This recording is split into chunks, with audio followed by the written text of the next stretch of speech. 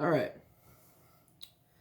So this has just been eating at me for a while, cause you know, at this point I have actually reviewed every firearm I own except one. So finally putting a pin in it. No, that's not the right expression. God damn it. Putting a nail in it. Putting a pin in it means to save it for later. That's not what we're doing here. We're gonna finally tackle my last firearm, the FN45. I put this one off for so long because I have not done anything to it. And in my opinion, that's kind of a boring video because ultimately this is literally no different than just an out-of-box review. I mean, I've used it, so I know a little bit about like how it runs for me. But other than that, it's going to be pretty cut and dry. There's not going to be much frills or thrills here. So with that being said, we'll just get into it. So this is my FN45. This was the second firearm I ever owned. Story on this one's kind of lame. Growing up as a kid, I played a lot of Call of Duty. And I don't specifically remember which one it was I was playing, but one of them featured this gun as one of the multiplayer options. And I fucking loved the thing. I don't know what it was. I don't know why. I think maybe it was the magazine capacity. But I just fucking loved it. So yeah, that kind of led to me kind of putting it on a pedestal as my dream handgun. And at the time, I did not own a handgun yet, so it was, in my mind, very sought after. It was a very easy way to win my heart, so to speak.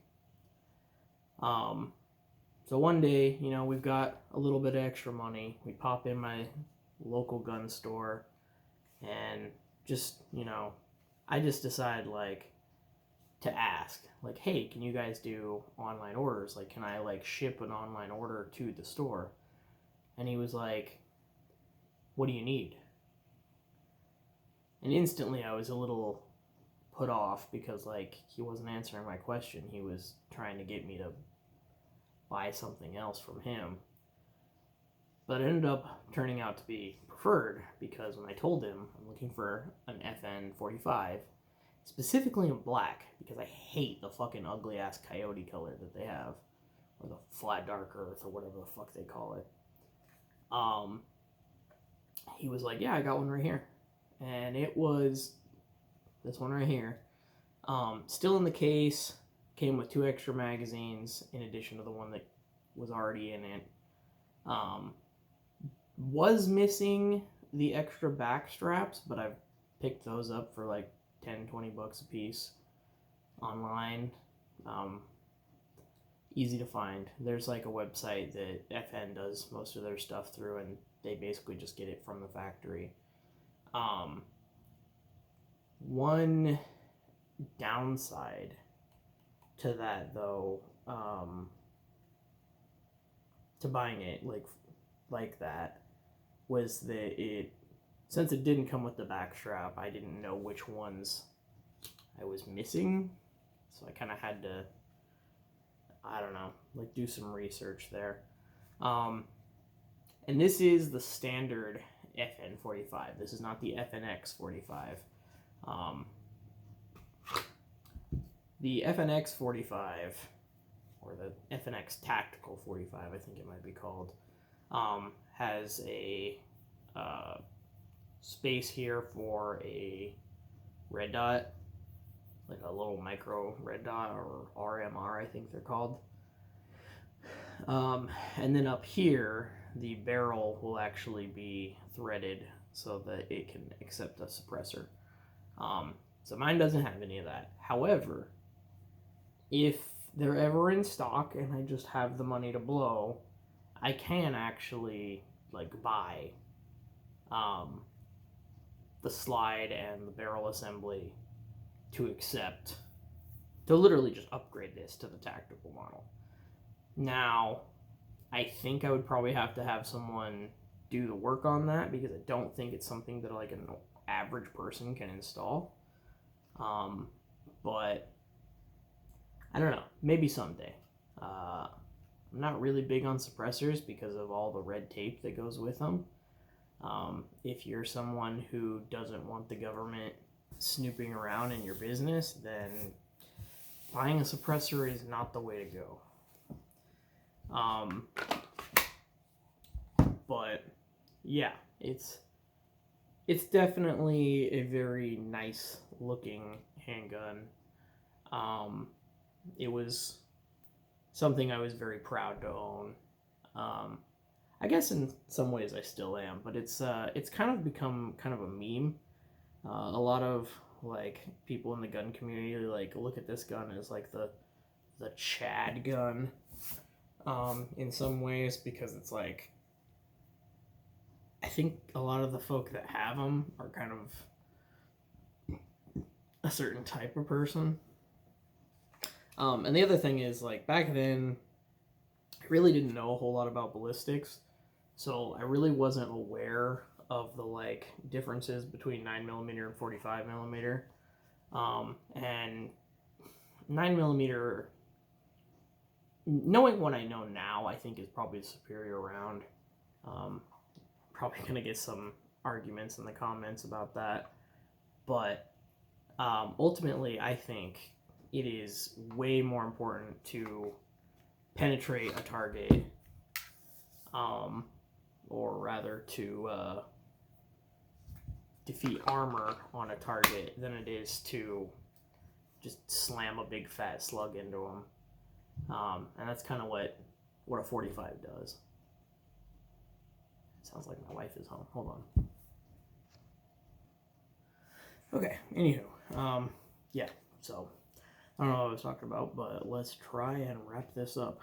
So basically, I have had some issues with it, ejecting improperly. I get a lot of stovepiping. However, I've been told that is generally accepted in newer firearms, newer from the factory firearms, which would make sense because I have not put a lot of rounds through this, and I still to this day have not put a lot of rounds through this.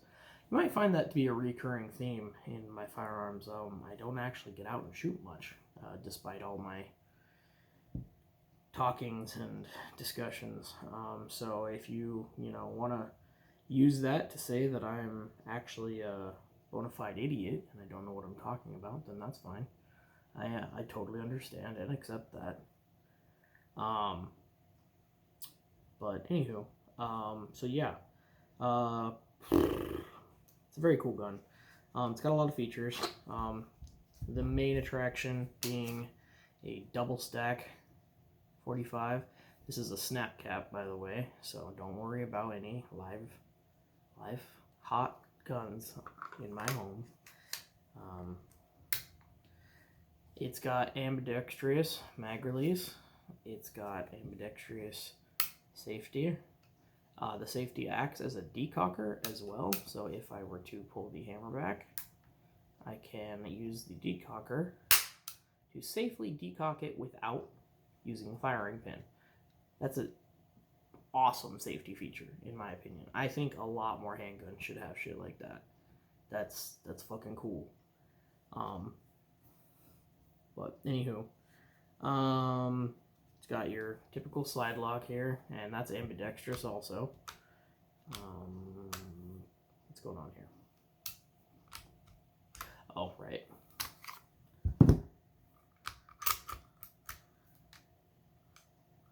So that's pretty cool.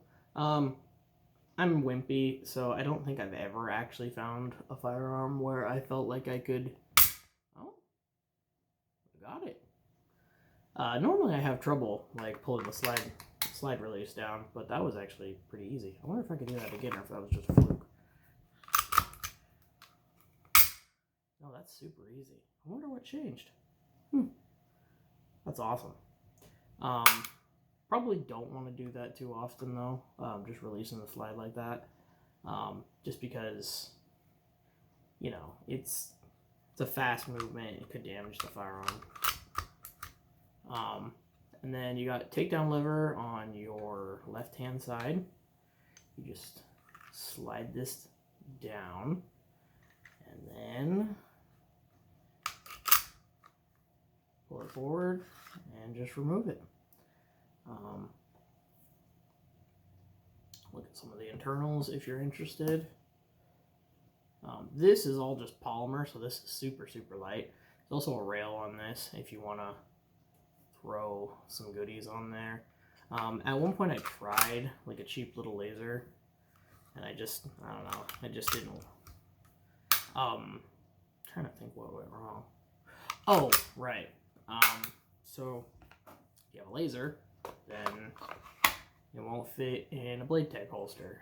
This is a really nice holster in my opinion. I don't know if it's necessarily Kydex, but it's form fit to the specific gun, and it's really nice, snappy fit. I think it's just plastic. I don't think it's Kydex. But anywho, yeah, very. I don't really know what to say about it. Much more to say. Oh, it's also got glow sights up here on the front, and pretty decent glow sights back here too. Really good all around handgun, other than it being a 45, which, at least it's double stack, so you've got, I think it's 15 plus 1, 14 plus 1. So a decent amount of ammo. Yeah, that's my 45. So that's all my guns. I've covered all of my guns now. So I think my next video will probably be like a breakdown of everything. I will like get super in depth on anything, but I'll just kind of cover like basically like my whole arsenal. And I will also use that video to go over my packs. So like my Rush 100, my Rush 24. Just briefly glaze over those. And then I will actually go over my armor setup as well in that video, which I have not done yet. So that will be an interesting little surprise, I suppose. So stay tuned and look for that video. And then, yeah, if you're interested in my armor setup, that'll be in there. Probably towards the end. I'll probably save it for last. So if you just want the armor video, then just go. You'll probably just want to skip ahead. That's when I make it, though. So, all right. Thanks for watching. And as always, if you have any questions, concerns, or anything like that about firearm I talked in this video, or any other firearms that I've discussed in any of my other videos, or anything at all, really, feel free to comment down below, and I will try to get back to you and answer to within the best of my knowledge. I'm not an expert. I don't claim to be, so yeah. Take care.